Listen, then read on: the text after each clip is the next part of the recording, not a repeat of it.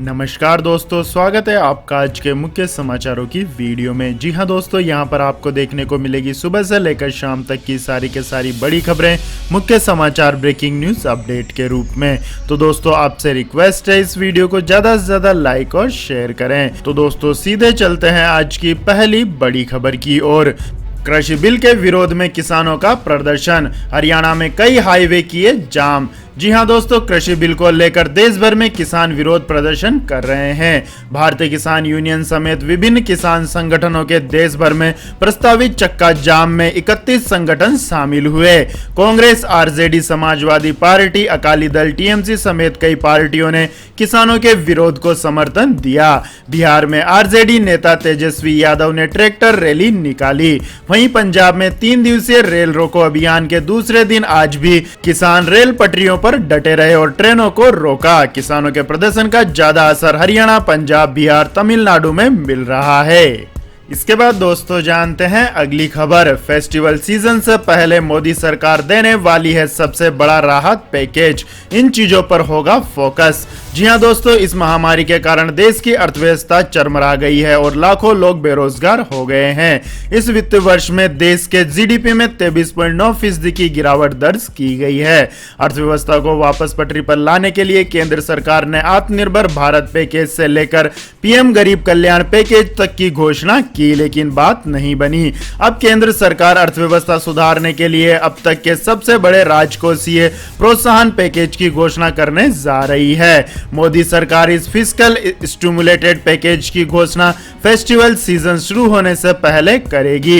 यह राहत पैकेज आत्मनिर्भर भारत पैकेज और पीएम गरीब कल्याण पैकेज से भी बड़ा होगा। इस मामले से जुड़े एक वरिष्ठ अधिकारी ने मनी कंट्रोल को बताया है कि केंद्र सरकार 35,000 करोड़ रुपए के प्रोत्साहन पैकेज की घोषणा कर सकती है, जिसका मुख्य फोकस शहरी और ग्रामीण क्षेत्र में नौकरियों पर होगा।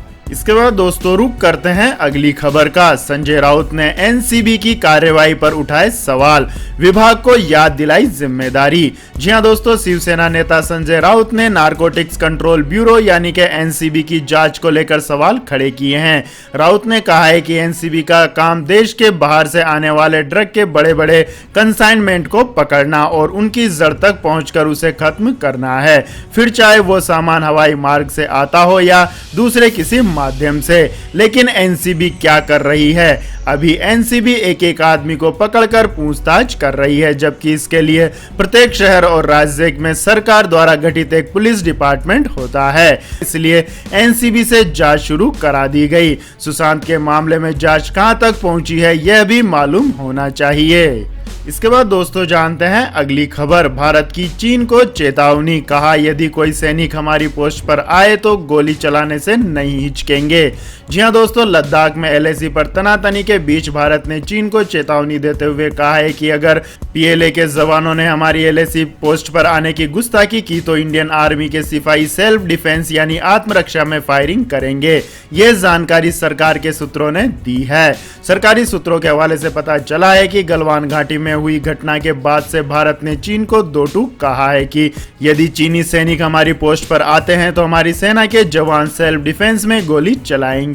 गलवान की घटना के बाद चीन ने बड़ी संख्या में भारत के पेट्रोलिंग पॉइंट पर अपने सैनिकों को तैनात किया है। लिहाजा भारत ने ड्रैगन को कड़ा संदेश दिया है कि अगर दोबारा फिर ऐसा हुआ तो परिणाम भुगतने के लिए तैयार रहे। गलवान में हुए गतिरोध के बाद से साफ जाहिर हो गया है कि चीन द्वारा की जाने वाली शांति की अपील जैसे शब्दों पर भरोसा नहीं किया जा सकता है।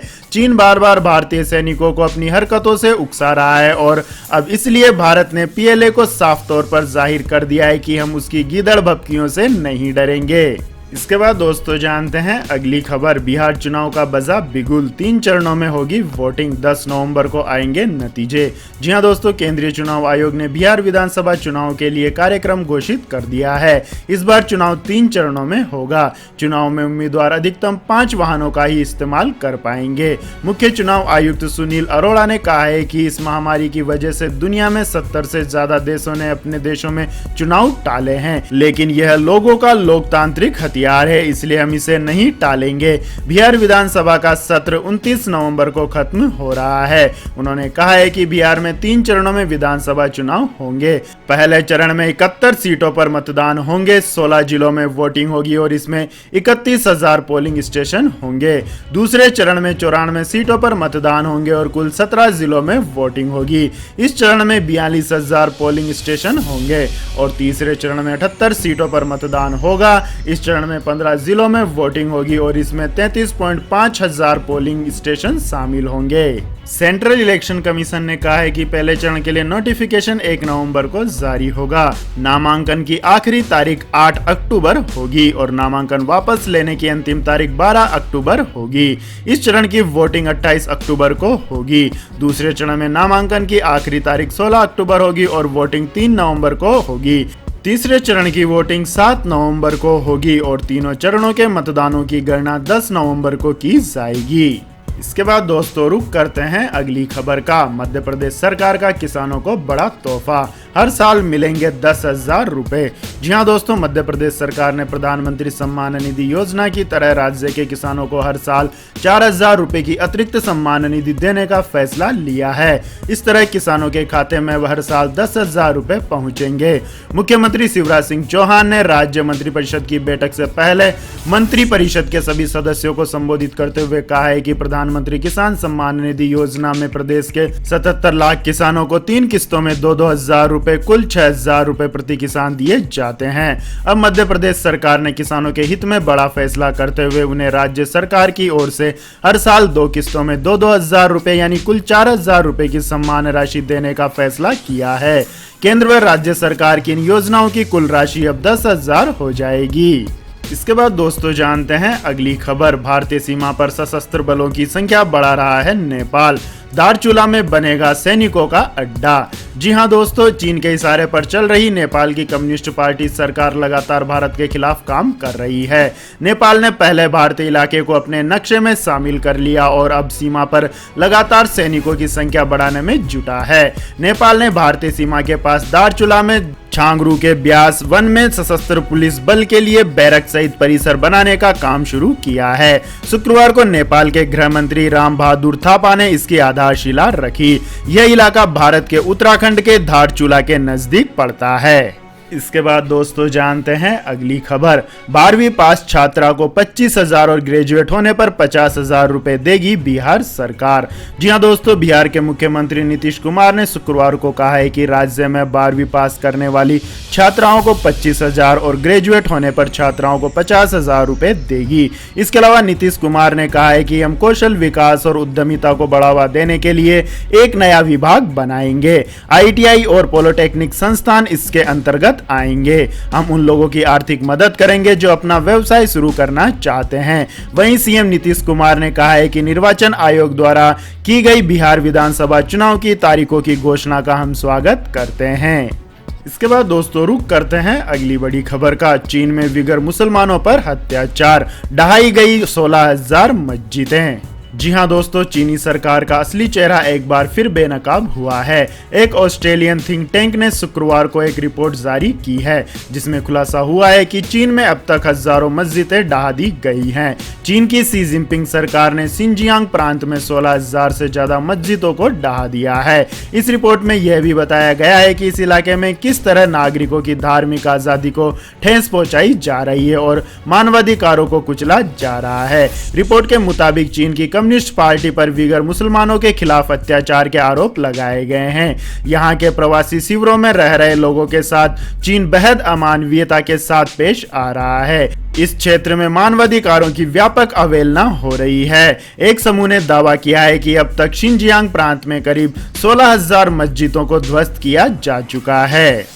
इसके बाद दोस्तों जानते हैं अगली बड़ी खबर। SBI की शानदार स्कीम जिसमें आप सस्ते में खरीद सकते हैं घर, दुकान और प्लॉट। जी हां दोस्तों, अगर आप आने वाले दिनों में सस्ते में घर, दुकान या प्लॉट खरीदना चाहते हैं तो सही समय आ गया है। देश के सबसे बड़े स्टेट बैंक ऑफ इंडिया आपके लिए सस्ते में घर, दुकान और प्लॉट खरीदने वाली स्कीम लेकर आ गए हैं। बैंक बहुत जल्दी अपने पास मौजूदा प्रॉपर्टी की नीलामी करने जा रहा है। जी हां दोस्तों, एसबीआई 30 नवंबर को मेगा ई ऑक्शन करने जा रहा है। इस ऑक्शन में 1000 से ज्यादा प्रॉपर्टी को नीलामी के लिए रखा जाएगा। इसमें ओपन प्लॉट, रेजिडेंशियल, इंडस्ट्रियल और कॉमर्शियल प्रॉपर्टी शामिल हैं। ये उन लोगों की गिरवी संपत्तियां हैं जो बैंक का कर्ज चुकाने में नाकाम रहे। अब एसबीआई अपना बकाया वसूलने के लिए इन प्रॉपर्टियों को नीलाम करेगा। इस बाबत बैंक ने अपने ट्विटर हैंडल से यह जानकारी दी। इसके बाद दोस्तों रुक करते हैं आज के मौसम समाचार। लेकिन दोस्तों, मौसम समाचार जानने से पहले आप लोगों से गुजारिश है कि अगर आपको हमारा यह वीडियो पसंद आया है तो इस वीडियो को लाइक करें, कमेंट करें और हमारे चैनल को सब्सक्राइब करें। तो दोस्तों जानते हैं आज के मौसम अपडेट्स। तो दोस्तों, अगले 24 घंटों के दौरान पूर्वी बिहार, उप हिमालय, पश्चिम बंगाल और सिक्किम में मध्यम से भारी बारिश होने के आसार हैं। वहीं पूर्वोत्तर भारत, तेलंगाना के कुछ हिस्सों, मराठवाड़ा और आंध्र प्रदेश में हल्की से मध्यम बारिश के साथ कुछ स्थानों पर भारी बारिश हो सकती है। वहीं गंगीय पश्चिम बंगाल, मध्य प्रदेश के कुछ हिस्सों, छत्तीसगढ़, उड़ीसा, तमिलनाडु, केरल और अंडमान व निकोबार द्वीप समूह में कुछ स्थानों पर हल्की से मध्यम बारिश की संभावना है। इसके अलावा दोस्तों, कर्नाटक और लक्षद्वीप में कुछ स्थानों पर हल्की बारिश की गतिविधियां देखने को मिलेगी। इसके बाद दोस्तों जानते हैं आज के पेट्रोल और डीजल के भाव। तो दोस्तों, वैश्विक बाजार में कच्चे तेल की मांग अब भी पहले के स्तर पर नहीं पहुंची है। इस बीच मांग कम होने से अंतर्राष्ट्रीय बाजार में कच्चे तेल की कीमतों में गिरावट का दौर देखने को मिल रहा है। गुरुवार को भी कच्चे तेल का भाव कम हुआ। इसके बाद घरेलू तेल विपणन कंपनियों ने शुक्रवार को भी पेट्रोल डीजल के दामों में कोई बदलाव नहीं किया। यह लगातार तीसरा दिन है जब दोनों ईंधनों की कीमतों में कोई बदलाव नहीं हुआ है, जिससे देश की राजधानी दिल्ली में 1 लीटर पेट्रोल का भाव 81 रुपए 6 पैसे प्रति लीटर पर, जबकि डीजल का भाव 71 रुपए 28 पैसे प्रति लीटर पर बना हुआ है। इसके बाद दोस्तों जानते हैं अगली खबर। सोने की कीमतों में आज आई भारी बढ़ोतरी, चांदी भी हुई 2124 रुपए महंगी। जी हां दोस्तों, आज सोने की कीमतों में बढ़ोतरी देखने को मिली है। दरअसल वैश्विक बाजार में पीली धातु की कीमतों में कुछ दिन से कमजोरी देखने को मिल रही थी। शुक्रवार को दिल्ली सराफा बाजार में सोना 324 रुपए प्रति 10 ग्राम तक महंगा हुआ है। इसके अलावा चांदी की कीमतों में भी आज 2124 रुपए तक की बढ़ोतरी दर्ज की गई। वैश्विक बाजार में सोना तेजी के साथ $1873 प्रति औंस पर रहा, जबकि चांदी $23.10 प्रति औंस के भाव पर सपाट रही। इसके बाद दोस्तों जानते हैं अगली बड़ी खबर। दुनिया भर में श्रमिकों की आय में भारी गिरावट, पहली तिमाही में $3500 अरब घटी। जी हां दोस्तों, महामारी की मार से 2020 की पहली तिमाही में वैश्विक स्तर पर श्रमिकों की आय में 10.7% यानी $3500 अरब की जबरदस्त गिरावट आई है। अंतर्राष्ट्रीय श्रम संगठन ने बुधवार को यह जानकारी दी। आईएलओ ने दुनिया भर में महामारी से कामकाज की स्थिति पर पड़े प्रभाव को लेकर अपनी रिपोर्ट में कहा है कि महामारी की वजह से श्रम के घंटों का भारी नुकसान हुआ। इससे दुनिया में श्रमिकों की आमदनी में गिरावट आई है। वैश्विक स्तर पर 2020 के पहली तिमाही में 2019 की समान अवधि की तुलना में श्रमिकों की कमाई 10.70% या $3500 अरब घटी है। इन आंकड़ों में सरकारी उपायों के जरिए उपलब्ध कराया गया आय समर्थन शामिल नहीं है। इसके बाद दोस्तों जानते हैं अगली खबर। दिल्ली से मेरठ के बीच चलने वाली रैपिड रेल, 60 मिनट में तय होगा सफर। जी हां दोस्तों, दिल्ली से मेरठ के बीच चलने वाली रैपिड रेल दुनिया की सबसे आधुनिक तकनीक से बनाई जाएगी। यह रेल लाइन दिल्ली से गाजियाबाद होते हुए मेरठ तक जाएगी। रैपिड रेल से दिल्ली से मेरठ तक का सफर 1 घंटे में पूरा हो सकेगा। इस प्रोजेक्ट को साल 2025 तक पूरा करने का लक्ष्य रखा गया है। इसके लिए केंद्र सरकार को एशियन डेवलपमेंट बैंक ने अधिकांश राशि कर्ज के तौर पर दी है।